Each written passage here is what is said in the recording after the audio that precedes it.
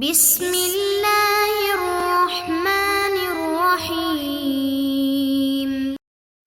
السلام علیکم معزز طلباء کرام، آپ سب کیسے ہیں؟ آج ہم نور الانوار کے سبق نمبر 98 کو پڑھیں گے، اور آج کے سبق کا عنوان ہے دوسرا تفریعی مسئلہ۔ آج کے ہمارے سبق کی عبارت والقصاص لا یضمن بقتل القاتل سے شروع ہوتی ہے۔ آئیے سب سے پہلے عبارت پڑھ کے اس کا ترجمہ کرتے ہیں، اس کے بعد باقاعدہ سبق کی وضاحت کی طرف بڑھتے ہیں۔ مصنف علیہ رحمہ لکھتے ہیں والقصاص لا یضمن بقتل القاتل، اور قاتل کو قتل کرنے سے قصاص کا تاوان نہیں لیا جائے گا۔ تفریع ثان لنا علی ان ما لا مثل له لا یضمن اصلا، یہ ہمارا دوسرا تفریعی مسئلہ ہے اس اصول پر کہ جس چیز کا مثل نہیں ہوتا اس کا کبھی بھی تاوان نہیں دیا جائے گا۔ یعنی ان من وجب علیہ قصاص لغیرہ فقتل القاتل اجنبی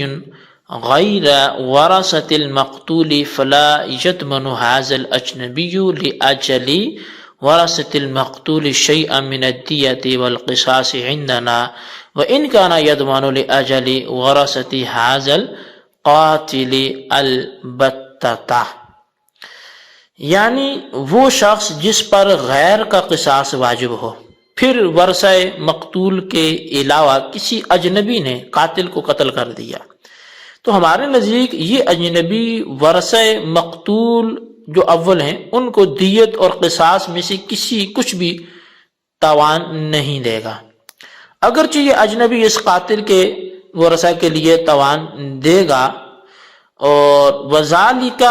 لأن القصاص معنى غیر متقوم في نفسه لا يعقل له مثل حتى تقول ان الاجنبی ضيع قصاصه فتجب عليه الدية كما قال الشافعی رحمہ اللہ تعالی۔ اور یہ اس لیے کہ قصاص فی نفسی ایک غیر متقوم معنی ہے جس کے لیے کوئی ایسا مثل معقول نہیں ہے کہ تم کہو کہ اجنبی نے مقتول اول کے قصاص کو ضائع کر دیا ہے لہٰذا اس اجنبی پر دیت واجب ہوگی، جیسا کہ امام شافعی علیہ رحمہ نے فرمایا ہے۔ وَإِنَّمَا يَتَقَوَّمُ فِي حَقِّ الدِّيَّةِ فِيمَا لَا يُمْكِنُ الْمُمَاثَلَةُ فِيهِ لِئَلَّا يَلْزَمَ إِهْدَارُ الدَّمِ بِالْكُلِّيَّةِ ضَرُورَةً۔ البتہ یہاں پر قصاص نفس دیت کے حق میں اس صورت میں متقوم ہے جس میں مماثلت ممکن نہ ہو، تاکہ بالکل خون کا ضائع کرنا یہ لازم نہ آئے۔ وہاں ہونا الاجنبی ما ضيع لأولیاء المقتول شيئا بل قتل عدوهم فكأنه أعانهم، نعم يضمن ذلك لأجل أولياء هذا القاتل إما قصاصا وإما دية على حسب ما تحقق۔ اور یہاں اجنبی نے مقتول اول کے ورثاء کی کوئی چیز ضائع نہیں کی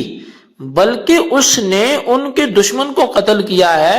تو گویا اس نے ان کی مدد کی ہے۔ ہاں یہ اجنبی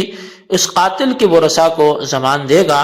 تاوان دے گا، قصاص کے طور پر یا دیت کے طور پر،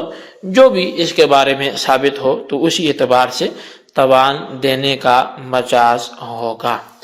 جی طلبہ کرام، یہ ہمارے آج کے سبق کی عبارت اور اس کا ترجمہ تھا۔ اب آئیے اس کی باقاعدہ وضاحت اور تشریح کی طرف بڑھتے ہیں۔ اصل میں پیچھے یہ بیان کردہ اصول کہ جس چیز کا مماثل نہ ہو اس کا ضمان واجب نہیں ہے، یہ بات گزر چکی ہے، تو اسی پر یہ دوسرا تفریعی مسئلہ بیان کیا جا رہا ہے۔ اس کا حاصل یہ ہے کہ ایک شخص مثلا شاہد نے عارف کو جان بوجھ کر قتل کر ڈالا، بس اس قتل عمد کی وجہ سے جو قاتل ہے یعنی شاہد اس پر قصاص واجب ہوا، لیکن مقتول یعنی عارف کے جو ورثاء ہیں ان کے علاوہ کسی اجنبی آدمی نے اس مذکورہ قاتل یعنی شاہد کو قتل کر دیا، تو اس اجنبی پر مقتول اول یعنی عارف کے ورثاء کے لیے دیت یا قصاص کسی طرح کا کوئی تاوان واجب نہیں ہوگا۔ البتہ اس اجنبی پر جو پہلا مقتول ہے یعنی عارف کے قاتل شاہد جو مقتول ثانی ہے، اس کے ورثاء کے لیے تاوان واجب ہوگا۔ اب اس کی دلیل یہ ہے کہ قصاص یعنی قاتل کا نفس فی نفس ہی ایک غیر متقوم معنی ہے، اس کا کوئی ایسا مثل معقول نہیں ہے جس کی بنا پر یہ کہا جا سکے کہ اجنبی آدمی نے مقتول اول یعنی عارف کے قصاص کو ضائع کر دیا، لہذا اس اجنبی پر مقتول اول کے ورثاء کے لیے دیت واجب ہونی چاہیے، جیسا کہ امام شافعی علیہ رحمہ نے فرمایا ہے۔ امام شافعی کے قول کا خلاصہ یہ ہے کہ مذکورہ اجنبی آدمی جس نے قاتل یعنی شاہد کو قتل کیا ہے، اس پر مقتول اول یعنی عارف کے ورثاء کے لیے دیت واجب ہوگی، اس لیے کہ جو قاتل یعنی شاہد ہے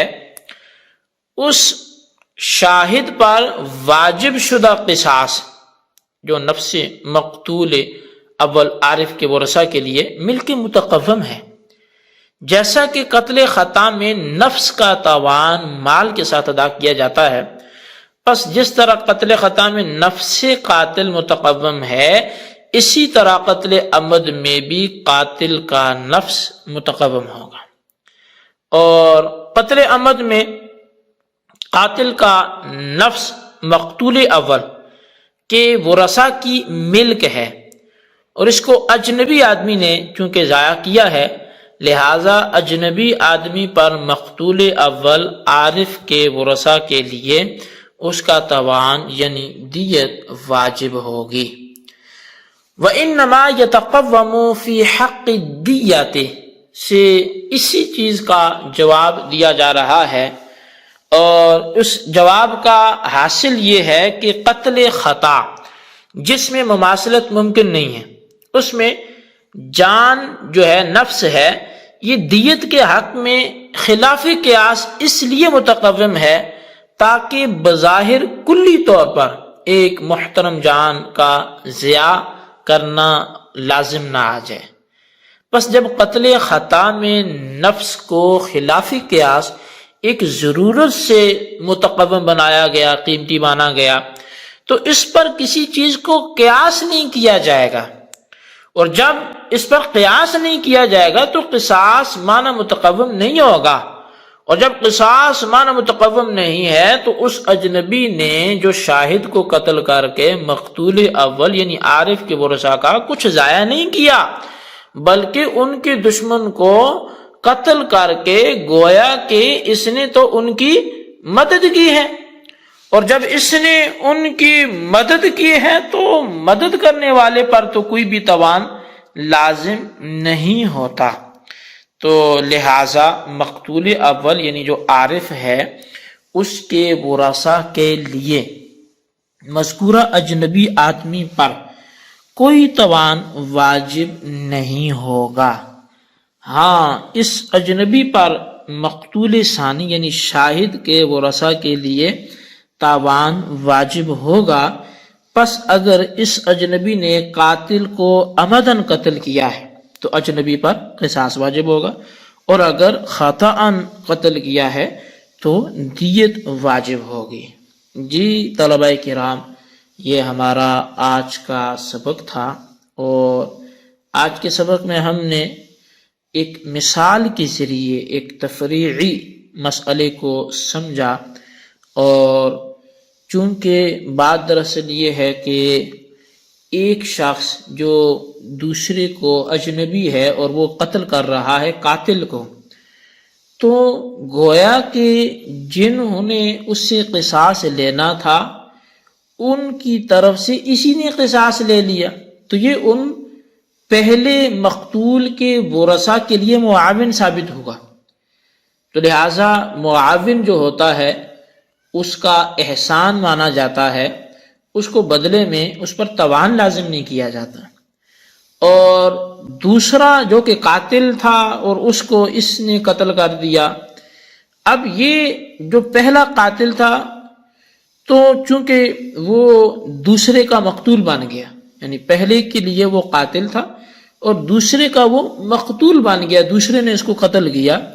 تو اب وہ جو مقتول ثانی ہے تو دیکھا جائے گا کہ یہ جو قاتل ثانی ہے اس نے اس مقتول ثانی کا قتل کیسے کیا۔ اگر اس نے وہ قتل عمدن کیا ہے، جان بوجھ کر کیا ہے، تو اس پہ قصاص لازم ہوگا، اور اگر اس نے خطأً کیا ہے تو دیت لازم ہوگی۔